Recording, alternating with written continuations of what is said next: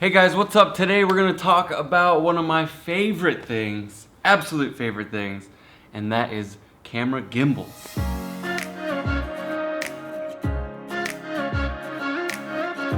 I used to use the Osmo Mobile, and this is DJI's first iteration of a mobile, like cell phone camera gimbal, and it was really nice.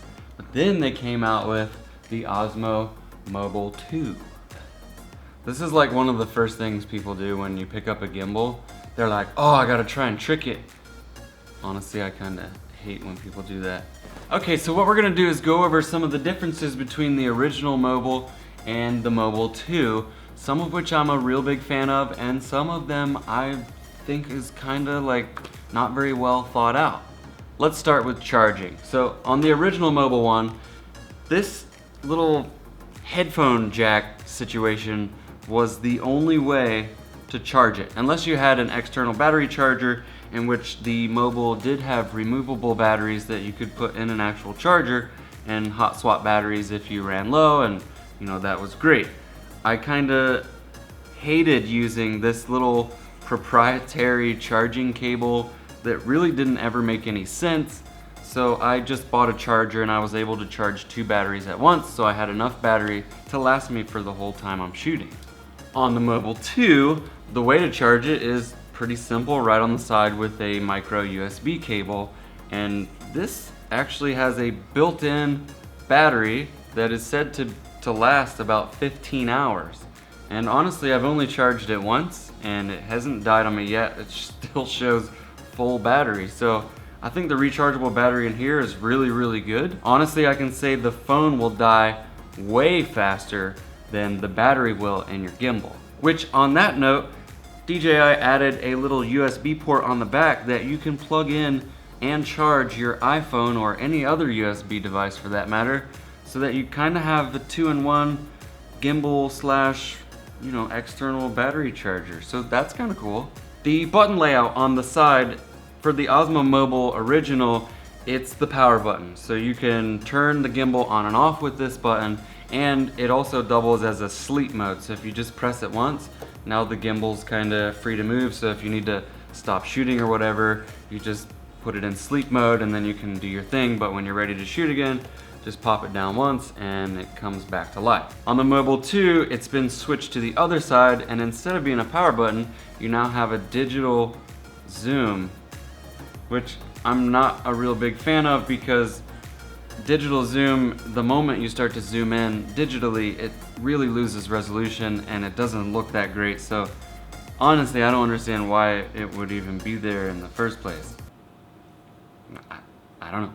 The button layout on the original Mobile, you have a joystick, you have your photo button, and you have your video record button. Status LEDs on the top corners. This is your Bluetooth connection and your power status. It's a little bit different now with the Mobile 2. We still have the same buttons, but they do different things now. So you still have the joystick. This now is a multi-function button. This is your power button, and it's also your mode. So pitch lock, which in the old gimbal you could just use the trigger. I'll go over that in a second. Pitch lock is just tap it once, and then the camera kind of stays in that position until you press it again, and then it will follow. And of course, to recenter, you just double press it and it goes back to center. The photo button has now been moved to the record button, which if you want to take a picture, you just press and hold. Or if you want to take video, you just press it once. On the original one, it's this little trigger on the back. So you can press and hold the trigger to kind of pitch lock and keep the camera locked in that orientation.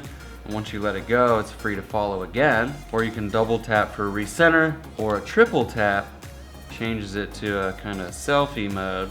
I think the software is pretty much the same between the two.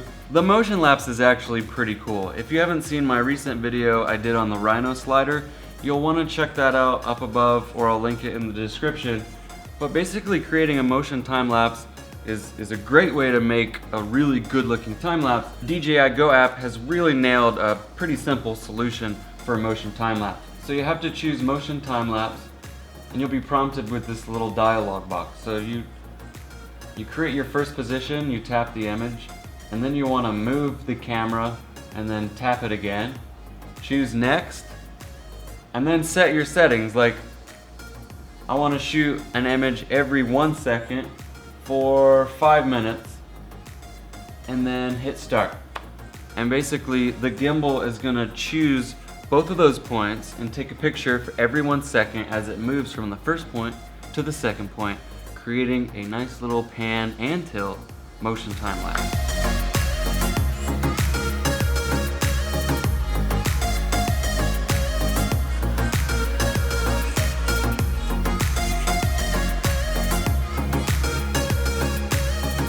The mounting points are a lot different now too. With the original mobile, you had to have this kind of stick that DJI sold, and the mounting point is on the side. So if you want to kind of set it down for a time lapse, you have to have this, and that was the only way to do it. With the Mobile 2, they got really smart with it, and since the battery is integrated, there's no door down here, which left some room for a standard ⅛ tripod socket mount thingy. And now you can pretty much put it on any tripod. Now I want to show you what an actual sequence would look like shot using the iPhone X and the Osmo Mobile 2.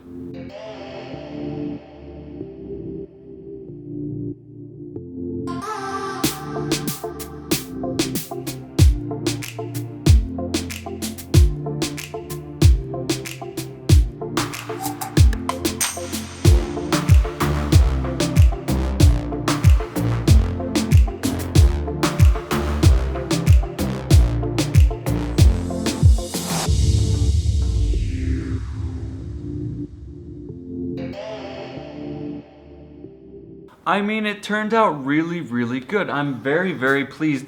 As smartphone cameras become so advanced, I mean, the iPhone X can shoot Ultra HD 3840 by 2160 at 60 frames per second. I mean, that's really good. But I have to say there are some downsides when I was testing this. For instance, let's say you want to shoot a sequence where you're using a much better microphone than comes, you know, with your camera phone. The only lightning connection is being covered by this motor.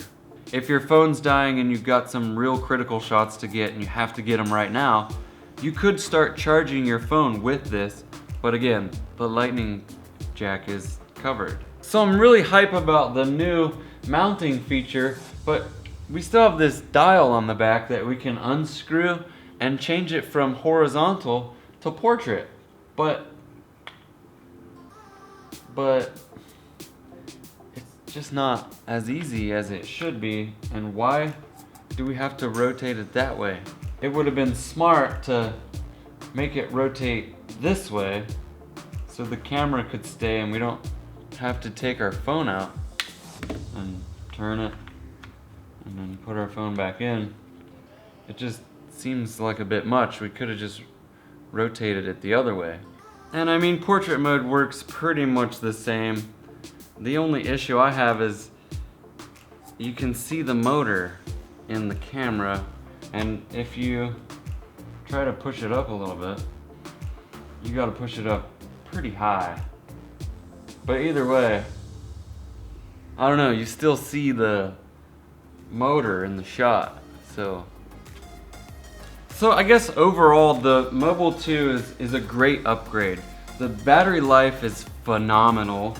The fact that you can charge a USB accessory with it is really top notch. And I just wish that they would have thought out the rotation of the horizontal to portrait a little better. And maybe we can get some sort of connection where the lightning port or most other phones connection points are right against this motor. There should be some sort of like adapter that we can plug into here that allows a pass-through to come back here to the handle somewhere, so we can use a external microphone, or or we can charge the phone with this device while it's in use with no cable at all. Overall, I think it's fantastic. Just the little tweaks I think would make it like a 10 out of 10. I don't know. Tell me your thoughts in the comments below. Slap a like on this video and subscribe if you aren't, with notifications on. And that's been it for today, guys. Thanks for watching. We'll see you soon.